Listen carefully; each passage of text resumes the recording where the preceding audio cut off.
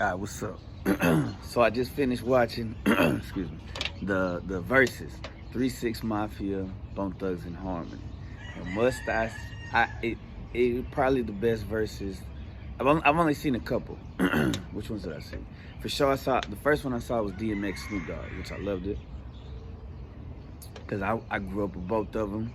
I was a big fan of both of them. When I rap, my style is kind of like Snoop Doggish, but I love DMX. DMX is like one of my favorites. So that was a great verses. And then, is that the only one I watched? No, The Locks. I watched The Locks versus Dipset, and that was incredible. Yo, The Locks, Dipset, they all got hits. The Locks had an advantage because they were like actually rapping their own songs. They weren't going over their rhymes. You know, they weren't dubbing it. They were actually, old school style. And they called out Dipset on that. But there's bangers on both sides. So I try to watch the Fat Joe one versus Ja Rule, and I watched a little bit of it, but I'm not a big fan of either of them. I like songs from each of them. I like if God were one of us. That's Ja Rule on Rule 336. This fucking rooster. So I just felt like I had to do a reaction. All right, so continuing on about the verses. So I didn't watch the whole thing. So this is my third full one. This is my third full verses watching, and this was probably the best one. So 3-6 Mafia, we all grew up. Well, I'm from the South. I'm from Texas. So in Texas, specifically Dallas, we all listen to old school 3-6. You know what I'm saying? And I couldn't really listen to like a whole album from them, but I did have like Bone Thugs. I had the greatest hits, Bone Thugs. I had that first EP they did with the it's 1999. Is that the one? No, No Surrender. No Surrender. I had that one. I had the greatest hits, Volume 1, Volume 2. And then later on, I would get the Busy Bone solos, the L Burner solos, the Crazy Bone solo mixtapes. I'm big on Bone Thugs, and I also I probably told this story one time, but so my dad's a bartender, and one time Bone Thugs and Harmony was in Dallas, and they were staying at the hotel that he was working at. And he called me, and I was like, "Oh shit!" He said, "You better come up here." And so I was like, "All right."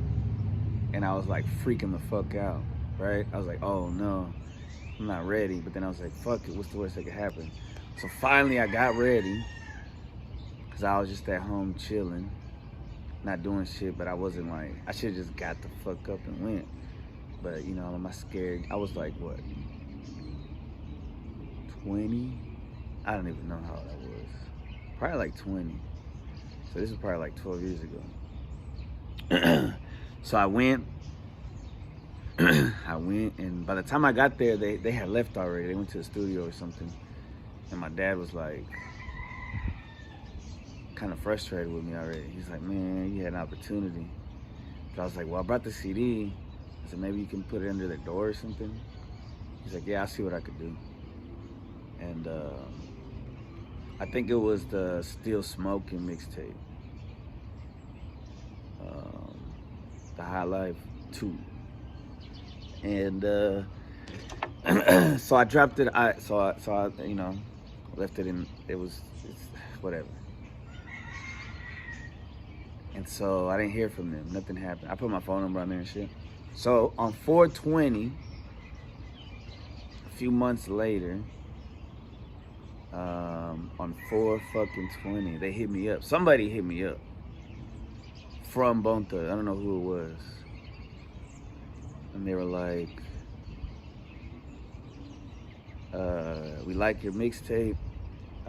Keep doing what you're doing, and maybe we'll fuck with you once but you gotta, basically it was saying you gotta do it on your own, like, because as I got older, I realized they doing it on their own, like they're independent. They're not fucking with no major labels or nothing.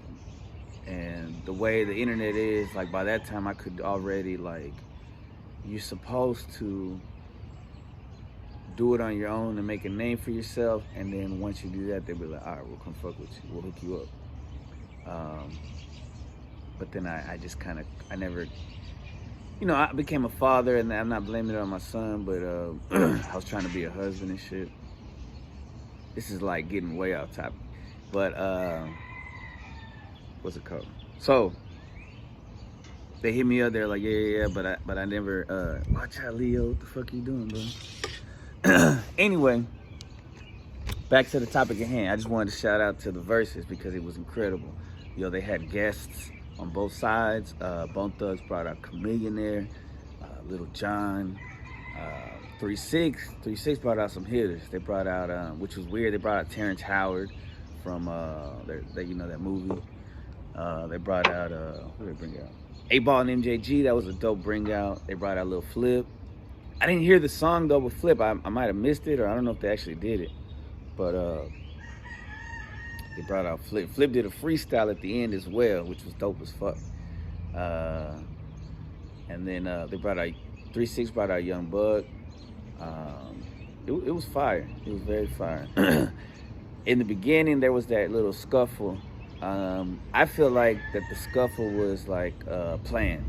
Like it was like, hey yo, let's play into this. Let's make it interesting. It'll help it blow up. Cause you know, these are older dudes. You could tell from the audience that the people in the audience weren't necessarily like the biggest fans of these musicians, right? They're like fucking just probably young people that don't listen to them or never have.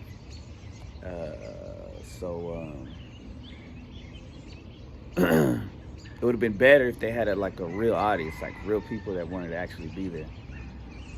But then it might have popped off in a negative way. You know what I'm saying? I don't know.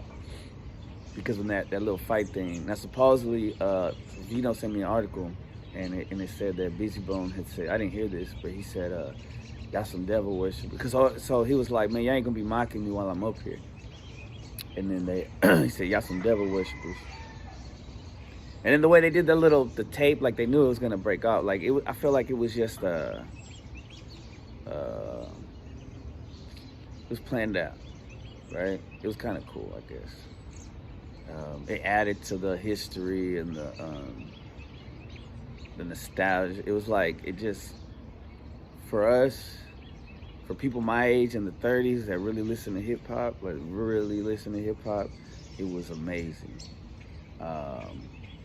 It was beautiful.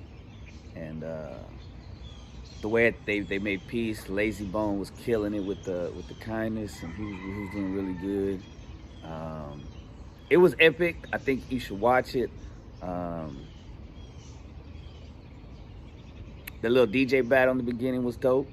You know what I'm saying? It was fire. It was fucking fire. So I guess that's it. I just wanted to give my reaction before I forget. They brought out Wayne. Oh man, 3-6 brought out Wayne. 3-6 brought out all the people, right? But Bone Thugs had the hits. Bone Thugs had the hits. Bone Thugs had the features. They had the Tupac song, the Biggie song. They had the Mariah Carey song.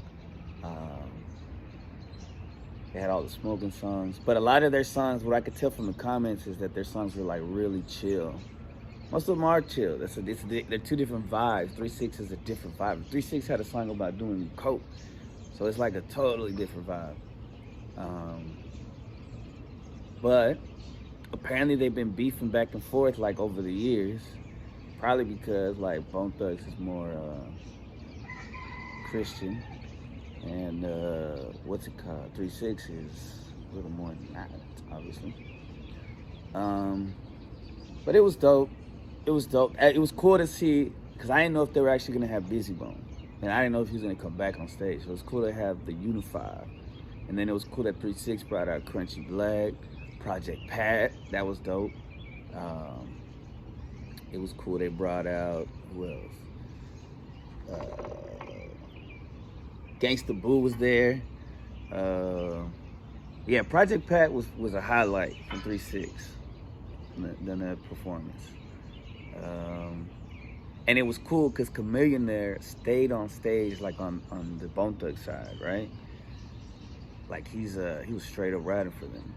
He had a bulletproof vest on and shit. Lil John stayed on that in that side with Bone Thugs. It was done in LA. Bone Thugs get more love in LA than 3-6. 3-6 was a southern, south. But it was dope. It was a. I got chills when they were all on stage and they all sang Crossroads together. Spoiler, but they all did Crossroads. I didn't know Lord Infamous had died, so they did they dedicated to Lord Infamous, Young Dolph, all the people that had passed and whatnot.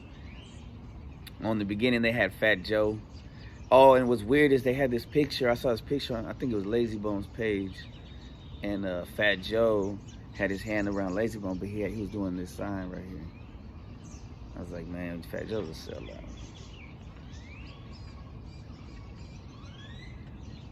So it's dope. Bone Thugs is still independent right now. I think Crazy Bone's getting his rights back from what I saw in the comments in the chat pretty soon. So, I mean, I feel like God was probably on their side. But, sometimes the people who they don't necessarily win, they were both winners. And it was a good day for hip hop to bring peace together. And these dudes are old. They don't need to be beefing and shit no more. Like Lazy Bone's like, man, some of y'all, we 40 and 50 and shit. So yeah, it was fire, man. It was fire. Yeah, that's my reaction to the Verzuz. Bone Thugs in Harmony versus 3-6 Mafia. Shut the fuck up!